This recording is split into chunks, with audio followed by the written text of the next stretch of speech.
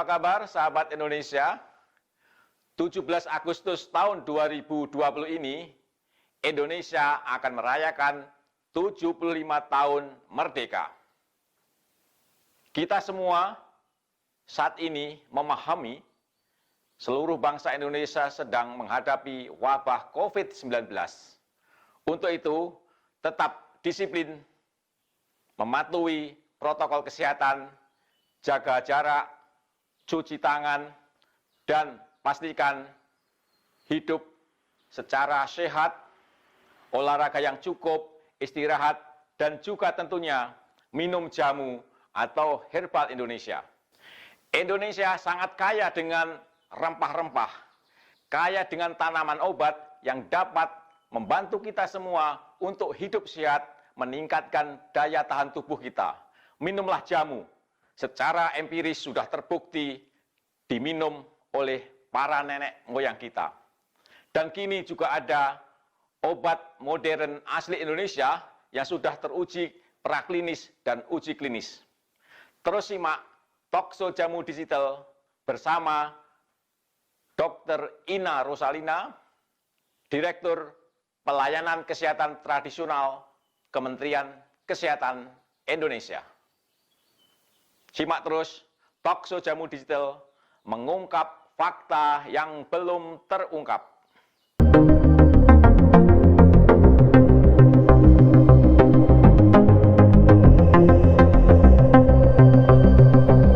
Sahabat Indonesia, bersama kita Dr. Ina Rosalina, beliau adalah Direktur Pelayanan Kesehatan Tradisional Kementerian Kesehatan Republik Indonesia. Akhir-akhir ini, sejumlah rumah sakit di Indonesia meresmikan fasilitas atau unit pelayanan kesehatan tradisional integrasi di rumah sakit. Kita ingin tahu dong, apa sih pelayanan kesehatan tradisional integrasi di rumah sakit ini dan apa manfaatnya, bagaimana sistemnya, tentunya ini hal yang baru bagi Indonesia. Dan yang kita bangga, tentunya rumah sakit pelayanan kesehatan tradisional ini akan menggunakan ramuan jamu atau herbal Indonesia atau obat modern asli Indonesia. Selamat siang, Dr. Ina. Siang, Pak Karyanto. Apa kabar? Baik, Dok. Terima kasih. Sehat selalu. Mudah-mudahan pandemi COVID-19 dapat segera berlalu dari Indonesia. Dr. Ina, akhir-akhir ini sejumlah rumah sakit membuka pelayanan kesehatan tradisional integrasi. Barangkali banyak masyarakat yang belum tahu, Dok, apa sih unit pelayanan kesehatan tradisional integrasi ini? Baik Pak Karyanto, sebetulnya tentu saya harus juga menyampaikan kenapa kok rumah sakit mau membentuk layanan integrasi, ya. Karena memang saat ini pengobatan cara tradisional itu sangat berkembang pesat di masyarakat, dan masyarakat itu mencari cara pengobatan lain selain konvensional karena tidak merasa puas dengan pengobatan yang sudah dilakukan. Jadi mencari cara lain tuh, cara yang cara tradisional dan kembali ke alam, back to nature gitu. Sehingga mereka mencari nih ada di mana pelayanan tradisional yang aman dan bermutu tentu ya, dan dilakukan oleh tenaga kesehatan yang mumpuni gitu. Makanya kita punya program atau peraturan yang namanya pelayanan kesehatan tradisional komplementer terintegrasi. Artinya pelayanan kesehatan tradisional yang diintegrasikan di rumah sakit atau di fasilitas pelayanan kesehatan. Jadi integrasi pelayanan tradisional di konvensional gitu. Jadi sebagai pendamping, bukan sebagai pengganti, tidak ya, tapi sebagai pendamping. Jadi seperti itu Pak Kadir. Boleh dijelaskan, Dok, mekanismenya bagaimana? Apakah setelah pasien diperiksa oleh dokter kemudian diarahkan ke pelayanan kesehatan tradisional integrasi ini, atau bagaimana, Dok, mekanisme kerjanya seorang pasien saat ke rumah sakit? Begini, kalau pasien ini datang ke rumah sakit, tentu dia akan daftar, ya biasa daftar di resepsionis. Pendaftaran seperti biasa aja datang ke rumah sakit. Nanti dari pendaftaran akan diarahkan ke dokter yang memeriksa di awal. Jadi dokter memeriksa dulu nih kasusnya apa, keluhannya apa, kemudian dokter menjelaskan. Ada pelayanan 2 macam loh di rumah sakit saya, pelayanan secara tradisional dan pelayanan yang seperti biasanya oleh dokter. Kalau pasien setuju, oh saya mau nanti diarahkan ke unit pelayanan tradisional integrasi, di mana di situ akan ada tim yang menangani pasien yang ingin dilayani secara tradisional. Jadi nanti pengobatannya atau terapinya menggunakan pengobatan tradisional gitu ya dok ya? Namanya juga pelayanan kesehatan tradisional, jadi caranya adalah cara secara tradisional, baik secara ramuan maupun secara keterampilan lain, misalnya bisa akupunktur, bisa akupressure, bisa pijat, ya, bisa hipnoterapi, apapun yang ada yang sudah bisa dilayankan oleh rumah sakit. Karena mereka harus punya SDM pastinya, yang ahlinya gitu.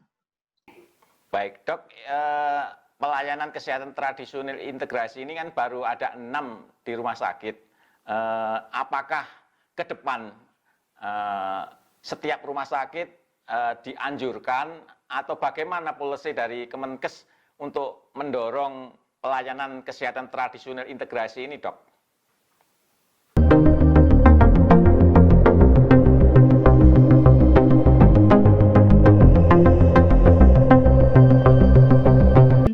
Karena sudah ada peraturan Permenkes 37 tahun 2017 tentang pelayanan tradisional integrasi di fasilitas kesehatan, ya, itu bisa di rumah sakit, bisa di puskesmas. Jadi diharapkan semua rumah sakit bisa membuka layanan atau unit tradisional gitu. Nah, sekarang baru 6 yang sudah diresmikan, tapi yang akan melakukan bimbingan ya untuk nanti membuka itu sudah ada beberapa rumah sakit. Karena kita mempunyai rencana strategis ke depan bahwa pada tahun ini kita harus mempunyai sekitar rumah sakit yang diintegrasikan gitu loh. Setiap tahun kita harus mempunyai kemampuan atau target yang harus dicapai. Dok, tadi disebutkan puskesmas, apakah nanti ke depannya pelayanan kesehatan tradisional integrasi ini juga sekarang di rumah sakit, apakah ke depan juga akan diberlakukan di puskesmas? Di puskesmas sudah ada, Pak. Sekarang ini sudah ada banyak puskesmas yang melakukan, terutama di daerah Jawa Timur. Jadi itu sudah ada pelayanan tradisional di puskesmas gitu. Jadi diintegrasikan dengan kasus-kasus yang ada di puskesmas atau program yang ada di puskesmas. Nah, sekarang yang perlu diketahui sebetulnya ini karena kalau dari peraturan yang ada yang namanya integrasi itu harus ada 2 tenaga atau SDM-nya di puskesmas atau rumah sakit, ada tenaga kesehatan tradisional, ada dokternya gitu ya, ada dokter yang paham tradisional gitu. Itu yang namanya integrasi. Tapi kalau misalnya belum ada tenaga kesehatan tradisionalnya, saat ini nggak apa-apa juga dilakukan oleh para tenaga kesehatan saja, misalnya dokter, perawat, itu silahkan. Jadi bisa aja dikatakannya bukan integrasi, tapi rumah sakit yang mempunyai unggulan tradisional. Gitu. Oke, sahabat Indonesia, ini tentu kabar yang menggembirakan. Ke depan suatu saat Indonesia, di seluruh rumah sakit Indonesia akan ada unit pelayanan kesehatan tradisional. Ini tentu sangat baik dalam rangka untuk pengembangan herbal Indonesia. Dokter Ina, Indonesia kan terkenal dengan sebagai negara mega biodiversitas yang sangat kaya dengan keanekaragaman hayati. Nah, ini tentunya sinergi dengan kebijaksanaan Kementerian Kesehatan untuk membuka seluas mungkin pelayanan kesehatan tradisional. Nah, ramuan-ramuan bagaimana dok kriterianya yang akan digunakan di pelayanan kesehatan tradisional di rumah sakit maupun nanti di puskesmas dok? Kriteria ramuannya seperti apa dok? Tentu kalau kita lihat rumah sakit atau puskesmas, di situ banyaknya tenaga kesehatan ya. Kita berbicara tenaga kesehatan dokter lah ya. Sehingga mereka boleh nggak memakai ramuan tradisional atau obat tradisional. Nah, kita punya aturannya, ada keputusan Menteri Kesehatan bahwa saat ini dokter-dokter atau tenaga kesehatan atau rumah sakit atau puskesmas boleh menyediakan apa yang namanya obat tradisional yang terstandar, baik itu OHT, obat herbal terstandar, atau dalam bentuk fitofarmaka. Jadi yang sudah terregistrasi, intinya sudah terregistrasi oleh BPOM, itu silahkan dipakai. Bahkan kalau puskesmasnya atau rumah sakitnya mempunyai formularium rumah sakit, atau kalau di puskesmas formularium pemerintah daerah, yang mau disediakannya adalah obat tradisional yang jenisnya tertentu, tapi harus terregistrasi BPOM, itu silahkan. Itu boleh sekali. Tetapi kalau bentuk simplisia, ada ya Bapak Ibu sekalian yang bentuknya simplisia itu kering, tentu itu masih dalam bentuk penelitian berbasis pelayanan. Jadi bukan untuk pengobatan resepnya dokter gitu loh. Lain, itu lain. Jadi dok, nanti yang akan diresepkan oleh dokter tentunya yang sudah uji praklinis maupun uji klinis, atau yang disebut obat herbal terstandar atau fitofarmaka, yang sekarang sedang digaungkan oleh pemerintah yang disebut dengan obat modern asli Indonesia. Jadi kira-kira begitu ya dok, yang nanti yang akan diresepkan oleh rekan-rekan dokter di rumah sakit yang memiliki pelayanan kesehatan tradisional integrasi adalah yang fitofarmaka dan OHT. Demikian dok ya. Pak, tapi sebetulnya para dokter saat ini kan juga sebagian sudah paham dan mengakui bahwa obat tradisional ini dapat bermanfaat untuk kesehatan tubuh, membantu baik dalam segi pencegahan ataupun membantu. Contoh nih, para dokter itu selalu meresepkan untuk meningkatkan produksi ASI. Ya. Itu adalah tablet katuk ya, kapsul ya, katuk. Nah, itu kan sebetulnya bukan OHT, itu bisa TR, jamu terregistrasi tapi bentuknya bentuk modern. Itu silahkan saja karena pasti aman, yang penting terregistrasi BPOM. Ya. Tapi kalau praktek mandiri, tapi kalau di rumah sakit tentu harus sesuai aturan formularium rumah sakit ya, dan puskesmas juga, karena kita ada Fornas, namanya formularium nasional kan, itu yang untuk BPJS. Sedangkan obat herbal itu kan belum masuk BPJS, kita makainya formularium rumah sakit.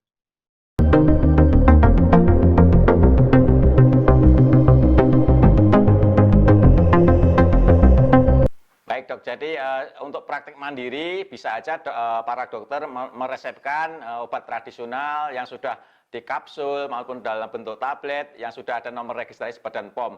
Kalau di rumah sakit tentunya mengacu pada formularium rumah sakit, dalam hal ini OHT atau fitofarmaka. Dok, kan sekarang ada pertanyaan, misalkan saya nih ke rumah sakit minta mendapat pelayanan di pelayanan kesehatan tradisional. Saya punya kartu BPJS, apakah diberlakukan kartu BPJS saya atau asuransi swasta, mungkin teman-teman yang punya kartu asuransi swasta tercover untuk pelayanan kesehatan tradisional ini, dok? Sebetulnya itu tergantung, atau kita kembali ke kepala rumah sakit, pimpinan rumah sakit setempat, karena di beberapa rumah sakit ada yang sudah dimasukkan ke dalam paket inasi bijis namanya, dengan kasus tertentu yang diintegrasikan dengan cara tradisional, jadi satu paket, sehingga itu kan sudah masuk ya ke BPJS. Kemudian juga ada misalnya pelayanan rawat jalan yang memakai kartu BPJS tapi bayarnya dikurangi gitu loh, itu kebijakan rumah sakit. Jadi itu silahkan, cuma hanya belum murni BPJS itu ada di peraturan BPJS. Gitu.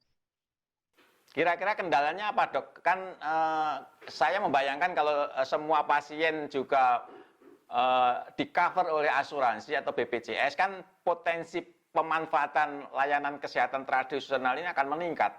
Kira-kira apa kendalanya sehingga sampai sekarang belum bisa masuk formularium nasional, Dok? Kita melihat obat herbal ataupun tradisional sekarang ini masih dalam ranah promotif preventif gitu ya. Sehingga BPJS itu kan harus sebetulnya lebih ke kuratif. Jadi kalau obat tradisional itu belum masuk BPJS itu alasannya. Kami sudah berusaha berdiskusi dengan BPJS dan institusi terkait ya waktu itu, tetapi ada hal-hal yang saat ini belum bisa masuk BPJS. Dulu kan masuk ke dalam askes, akupunktur dan sebagainya. Tetapi kemudian di freezing sehingga tidak masuk BPJS. Dan sekarang setelah dikaji, untuk saat ini tidak masuk dulu ke dalam BPJS gitu. Tetapi kalau di daerah silahkan, misalnya ada tarif pergub, perwal atau perda di daerah masing-masing, itu silahkan saja gitu. Karena saat ini memang masyarakat sangat membutuhkan, namun untuk mendapatkan BPJS kan perlu pengkajian lebih dalam kali ya. Itu BPJS punya alasan tertentu lah. Ya, jadi masyarakat sekarang jika menggunakan obat modern asli Indonesia di rumah sakit, tentunya jika diklaim dengan asuransi sangat tergantung dari rumah sakit di daerah masing-masing. Barangkali di daerah tersebut memberikan kebijaksanaan, mungkin ada dana alokasi khusus daerah yang bisa untuk membeli obat tradisional itu, Dok ya?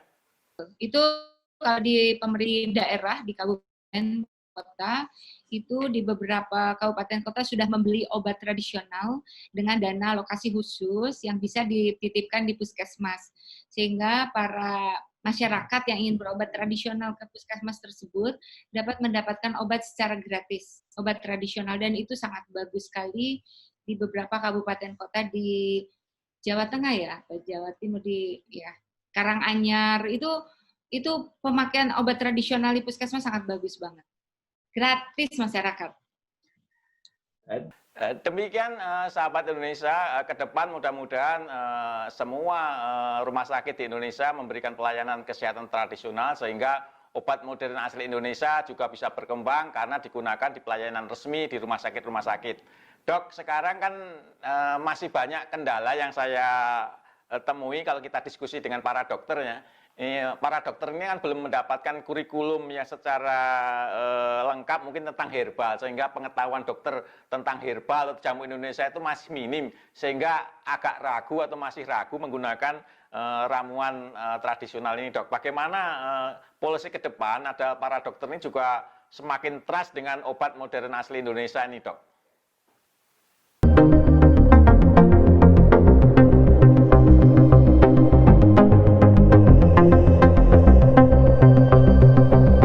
Sekarang kalau dalam hal pendidikan atau pengembangan ilmu secara akademik, misalnya S2, S3 itu kan banyak banget untuk urusan herbal.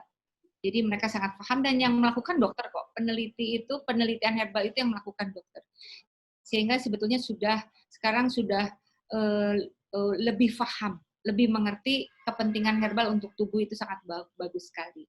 Nah, kami sebetulnya sudah sangat lama kita berdiskusi dengan para dekan Fakultas Kedokteran untuk ada beberapa SKS lah untuk mengenalkan apa itu herbal ke anak didiknya, untuk mengenal dulu gitu.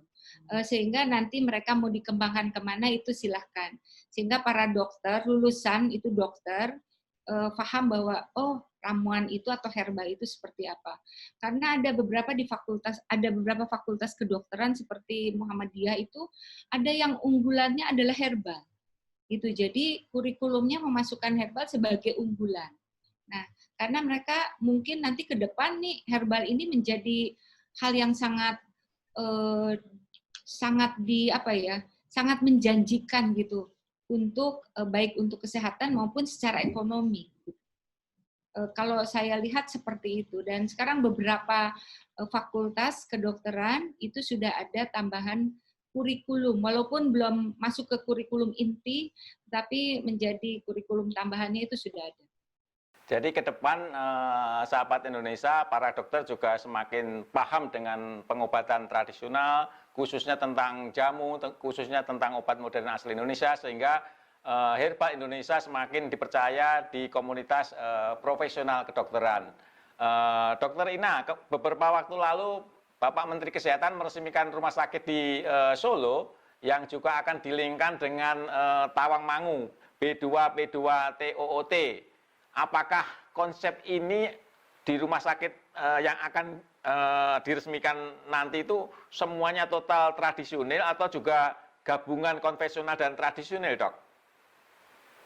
Nah, jadi itu ada yang namanya Rumah Sakit Bung Karno. Ya. Ya.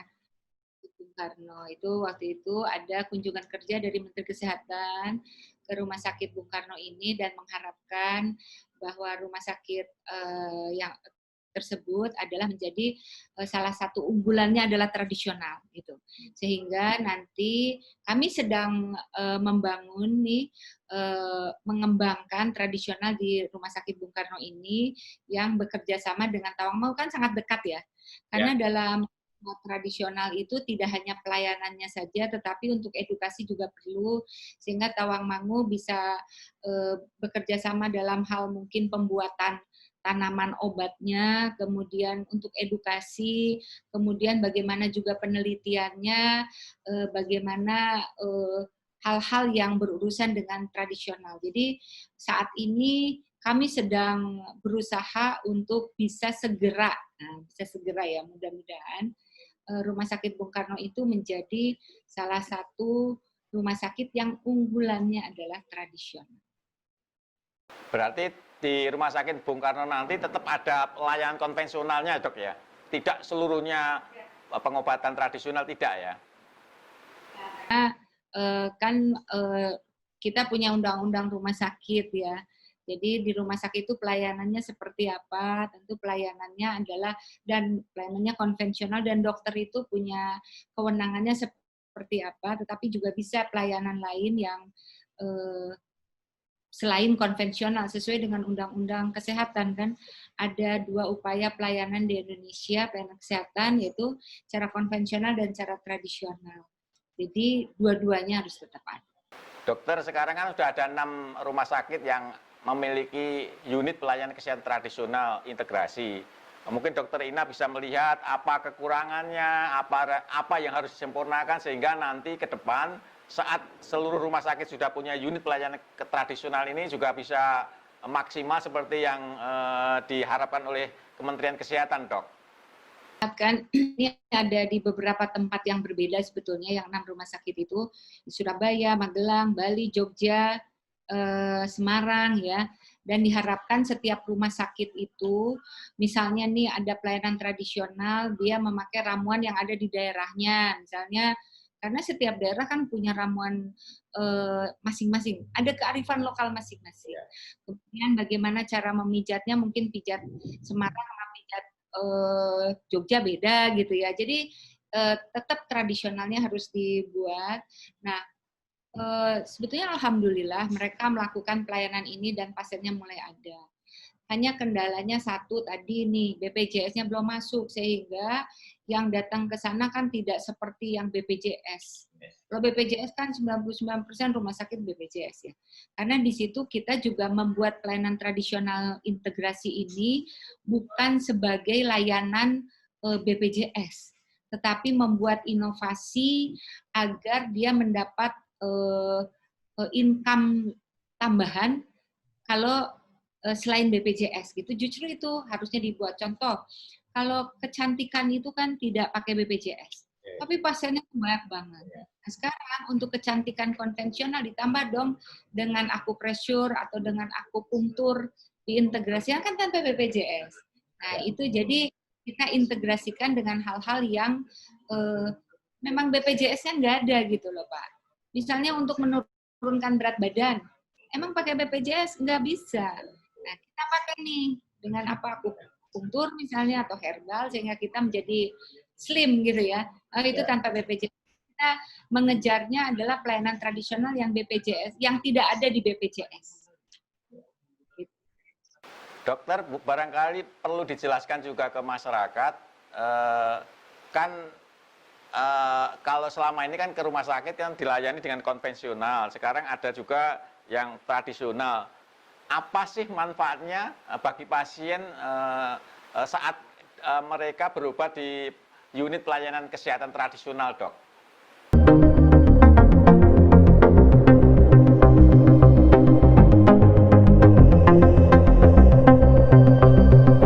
Manfaat tentu kita melihat gini, setiap pasien itu punya, saya mau oleh tradisional. Jadi dia sudah tahu kalau dengan cara tradisional manfaat buat tubuhnya dia itu lebih enak gitu loh. Lain. Karena kita ini ada dua sisi yang berbeda. Kalau konvensional adalah kita mengobati di sisi sakit, bunuh kumannya misalnya gitu ya. Tapi kalau tradisional itu kan di sisi sehat. Sehingga sel-sel tubuh kita itu dibuat lebih sehat, bekerja lebih bagus, sehingga kita lebih bugar gitu loh. Stamina kita lebih bagus. Jadi pasien-pasien yang sudah paham itu pasti mencari. Itu seperti kita lah, kalau misalnya aduh pegel-pegel, udah deh kita dipijat aja deh ya, keluarkan bugar gitu loh ya. Nah, ini dilakukannya adalah di rumah sakit. Karena kalau di rumah sakit tentu orang lebih nyaman, lebih aman, oh saya dikerjakan oleh orang-orang yang profesional. Walaupun tidak di rumah sakit yang mengerjakan, mungkin tenaga kesehatan lain atau dokter juga. Tapi kalau udah masuk rumah sakit, mungkin situasinya berbeda ya. Nah, jadi pelayanan tradisional kan aman, halal kalau ramuan udah pasti ya. Mungkin untuk alergi juga efek sampingnya minimal gitu ya. Nah, ini kalau pasien-pasien sekarang ini mau di perkotaan, mau di mana sekarang lebih mencari ke cara yang lebih alami lagi gitu. Dan kalau ada di rumah sakit mereka lebih senang. Kalau kendala, Dok, apakah sejumlah rumah sakit yang 6 tersebut menghadapi kendala saat membuka pelayanan kesehatan tradisional, Dok? Kendalanya rumah sakit untuk membuka itu apa, Dok? Hanya secara internal sendiri sih. Ya, ya. Kalau masyarakat tidak. Kalau secara internal tuh gini, tidak semua mungkin para dokter sekarang sudah menerima bahwa ada pelayanan lain loh selain konvensional kan gitu ya. Sehingga itu harus dikuatkan oleh manajemen rumah sakit, komite medik rumah sakit. Nah, itu kita ajak semua karena kendalanya pasti internal. Lebih banyak internalnya gitu. Daripada yang luar. Kalau luar kan tinggal pasien datang berobat. Gitu loh, Pak. Kalau proses perizinannya saat rumah sakit mengajukan unit pelayanan kesehatan tradisional itu relatif mudah karena sebetulnya sudah siap atau harus menyiapkan sesuatu itu, Dok? Intinya pasti komitmen dari pimpinan rumah sakit dan Pak timnya, kemudian juga punya SDM, dan mereka juga kalau melihat ke peraturan yang ada di pemerintah pusat, itu kan sudah ada aturannya secara legal, dan kami pun sudah mengeluarkan surat edaran Dirjen bahwa silahkan membuka layanan tradisional di rumah sakit masing-masing dengan keunggulan masing-masing. Jadi sebetulnya apa ya, saat ini orang sudah pada pengen dibuka, kan ada yang di rumah sakit jiwa, tentu urusannya dengan kasusnya rumah sakit apa, dan saya lihat sekarang sudah mulai pada minta untuk dikembangkan lah ya tradisional di rumah sakit masing-masing. Dok, apakah rumah sakit tradisional konvensional integrasi ini pola atau sistemnya seperti yang rumah sakit tradisional di China misalkan, berbeda atau punya cara sendiri? Maksudnya berbeda gimana? Kalau yang di Cina itu, kalau yang saya tahu ya dan saya lihat, kalau di Cina itu punya rumah sakit sendiri gitu, alur sendiri, gitu. Jadi tidak bergabung ya, karena integrasi itu sebetulnya baru di Indonesia. Kalau Gitu. itu bukan integrasi, artinya layanan tradisional, layanan konvensional. Walaupun dempetan rumah sakit, tetapi mereka ada tembok gitu loh, tembok penghalang, alurnya sendiri-sendiri. Tapi di Indonesia itu integrasi dengan satu pimpinan gitu, kepala rumah sakitnya satu. Kalau di negara lain kan dua gitu. Jadi kalau kita juga sering kita melakukan pertemuan dengan WHO ya, untuk tradisional ini yang integrasi itu sebetulnya di Indonesia yang sudah jalan. Di tempat lain ada tradisional tapi sendiri-sendiri. Jadi rumah sakit tradisional ya tradisional aja, nggak ada konvensionalnya. Kalau di kita kan terintegrasi. Contoh begini, kalau kita itu misalnya ada pasien stroke itu diobati oleh dokter neuro gitu ya. Tapi dokter neuro itu merujuk gitu, konsul ke dokter akupunktur untuk integrasi di akupunktur nih. Jadi berdua dia satu tim.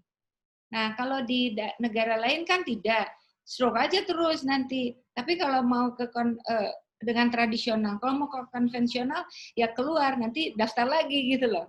Baik. Jadi berbeda, tidak integrasi. Sahabat Indonesia, sangat jelas, sangat detail Dr. Ina Rosalina menjelaskan ke depan diharapkan seluruh rumah sakit di Indonesia membuka pelayanan kesehatan tradisional sehingga ramuan tradisional Indonesia, obat herbal terstandar Indonesia, fitofarmaka Indonesia yang kini disebut sebagai obat modern Indonesia, obat modern asli Indonesia bisa berkembang pesat karena diresepkan oleh para dokter di sejumlah rumah sakit yang ada di Indonesia.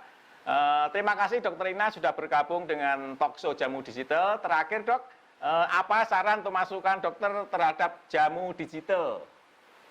Apa masukan, sarannya, komentarnya?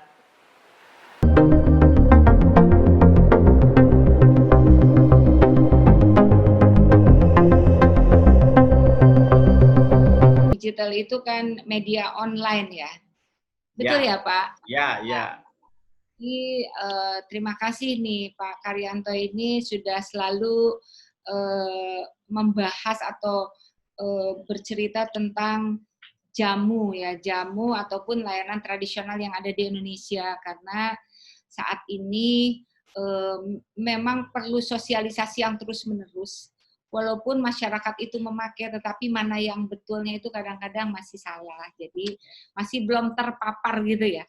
Sehingga ini harus terus dan saya harapkan jamu digital ini dengan topik-topik yang sedang hot lah sekarang gitu ya di masyarakat supaya masyarakat juga oh begini yang secara yang betulnya dan mungkin melibatkan para profesi yang sehingga bisa oh ya ternyata dokter juga paham loh gitu, oh ternyata dia seperti itulah. Selain juga nanti tentu ada pemerhati ataupun yang melakukan pelayanan ya. Seperti para ibu-ibu jamu itu kan sangat hebat sekali.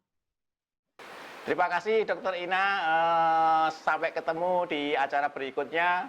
Mudah-mudahan talkshow kali ini bisa membawa angin segar terhadap pengusaha jamu Indonesia, pengusaha herbal, pengusaha obat modern asli Indonesia, karena ke depan potensinya sangat besar akan digunakan di seluruh rumah sakit Indonesia yang memiliki pelayanan kesehatan tradisional terintegrasi. Terima kasih Dr. Ina.